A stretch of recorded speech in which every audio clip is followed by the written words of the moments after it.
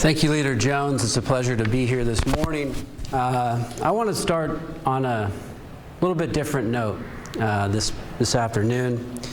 We just heard from Gavin Newsom in his State of the State, and it's more of the same. More of the same partisan back and forth and problems not getting solved. I believe it's time for a third-way politics here in California. A third-way politics of Republicans and Democrats coming together to actually solve the problems facing this state. It's a kind of politics that a man I very much admire and just passed this week, Doug LaMalfa, exemplified as a congressman from California. Doug believed very strongly in this state, loved his country, his community, and he would work with anybody to solve the problems facing his district and the state of California. He famously would wait till the end of every State of the Union speech to speak to the president, Republican or Democrat, to talk about the problems facing this state, his district, and to have that one opportunity to maybe get that point across and get something done for the people of California.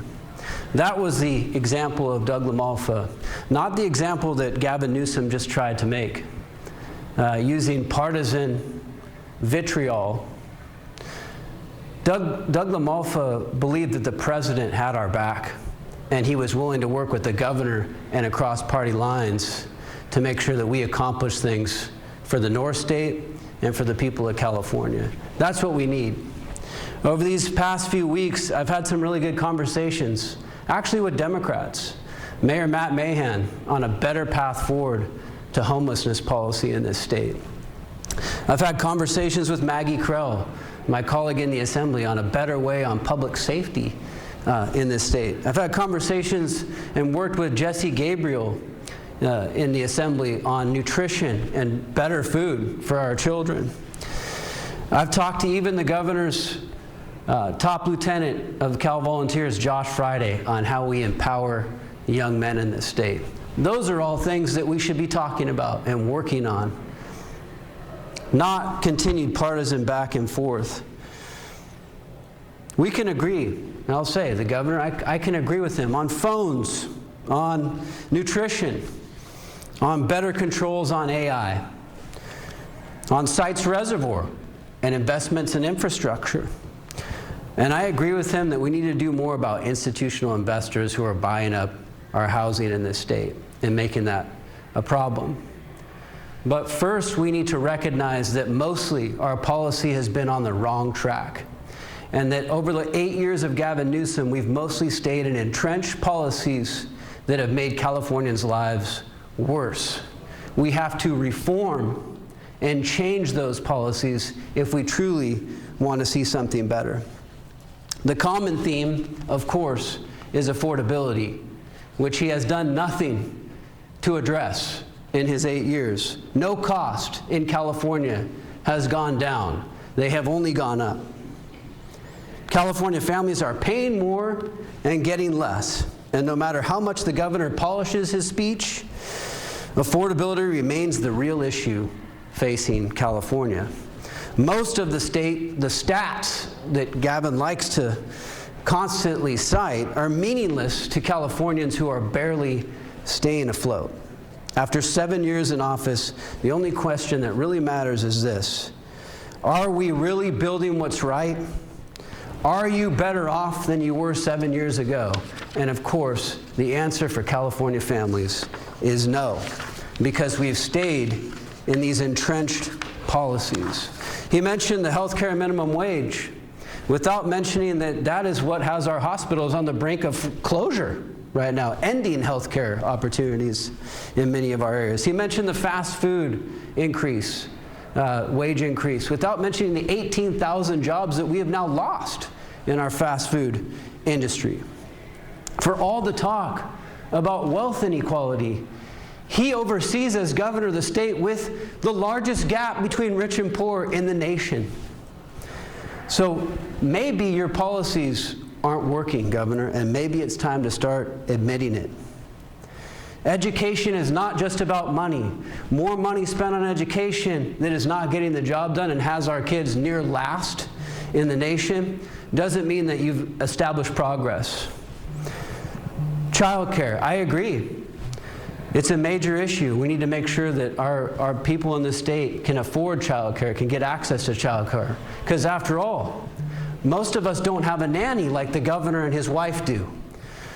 And so what we are saying is it's important that those monies actually get to the people who need it and not wasted through fraudulent actors who are taking advantage of our system. You can't talk about childcare and making sure that the money's getting there without talking about the real fraud and abuse that is going on right here in California. And we've seen it in many sectors. EDD, cell phones that were bought and wasted, a 911 system that still hasn't been brought up to date after millions and millions of dollars spent.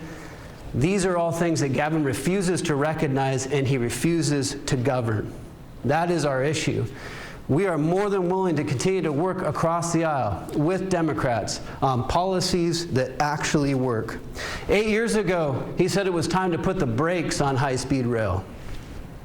Now today, he wants to put it on the fast track. Despite billions of audits that have shown that this project is not affordable and is ballooned beyond all costs and forecasts.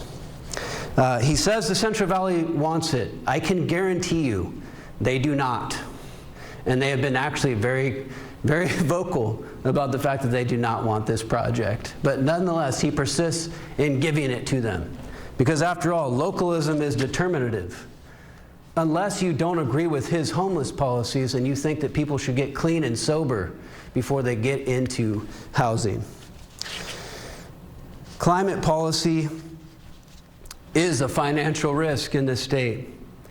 We agree there should be a good climate policy that reduces emissions in this state. But all that Gavin Newsom's climate policy has done is increase your electricity bills, increase your gas prices, far beyond measure, and the cost of pretty much everything else. And meanwhile, we've had devastating wildfires because we've failed to make the investments that we should have been making in wildfire management that have put millions of metric tons of carbon in the atmosphere. That is a failure. It is a policy that has not worked. We must change course and reform. Housing, we've made some progress. But there's more to be done on that front, and certainly, even with the policies passed, we have still not seen housing prices go down. In fact, in California, they've jumped 75% since 2020, far faster than wages have grown, of course, even with these minimum wage increases. The barrier means that the goal of homeownership is no longer reachable for young families and first-time home buyers. Our government, under the one-party rule that defines the Newsom area, the partisan vitriol, the fighting President Trump all the time without actually getting results on issues, is the very policies that are hurting Californians today. We must invest dollars that actually reach the classroom, not just line the pockets of union bosses and bloated administrator salaries. We need reforms that actually make sure our kids are performing and they're reaching their dreams. And let me say this about young men, because I think this is a goal that we both share, the governor and I. But if you want young men to become successful, you have to teach them to actually be men, and not to persist in woke liberal nonsense that the governor has championed. Governor, if you're lamenting that men can't ask women on a date, it's because you told them that that's harassment, that that's toxic masculinity. We do need to be investing in our young men, and we need to raise them to be protectors and providers. And I am absolutely ready for that mission. But I don't think that Gavin Newsom, in all of these areas, is going to be the person who will lead us to that third way of politics. It's going to be a new generation of leaders, Republicans and Democrats in California, coming together, tackling these very real problems and finding real solutions, and not persisting in the same policies that have made us the most expensive state, that have made us #1 in poverty, that have made us near the top in unemployment, and that, yes, we have many great industries, agriculture, manufacturing, that were #1 long before Gavin Newsom ever took office here, but right now are teetering because of the policies that have been enacted in this state. We can and we will do better, but only if we change course and we begin a new third way of politics here in California. I welcome that opportunity and will be working with people from all walks of life here in California to make it so. Thank you.